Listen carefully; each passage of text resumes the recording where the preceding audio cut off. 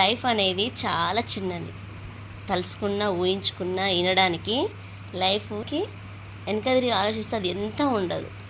అలాంటి లైఫ్లు పొద్దుగుక్తు తెల్లారితే దిగుతాలని ఫ్రెండ్స్ అయినా బంధువులైనా అన్నదమ్ములైనా అక్క చెల్లెలైనా మొహమాటాలు పెట్టుకొని ఒక్కరు మాట్లాడితే ఇంకొకరు మాట్లాడతా, నేను మాట్లాడితే నా కిరీటం విడబడిపోతుందో, నా ప్రెస్టీజ్ ఎడ తగ్గిపోతుందో అని అది ఇగో అనేది అడ్డొస్తే మనం అది పొడిగించుకుంటూనే వెళ్తాం కానీ తగ్గించుకుంటూ రాలేము. కాబట్టి ప్రతి ఒక్కరు ఎవరైనా లైఫ్ అనేది చాలా చిన్నదండి.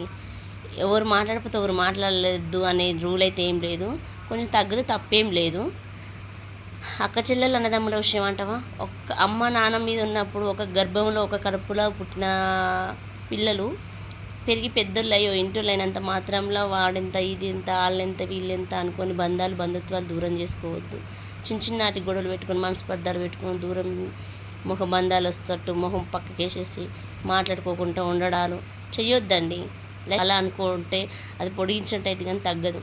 కాబట్టి లైఫ్ చాలా చిన్నది కాబట్టి ఎలాగో అలా అడ్జస్ట్ అయ్యి మాట్లాడుకొని సంతోషంగా ఉండడమే లైఫ్.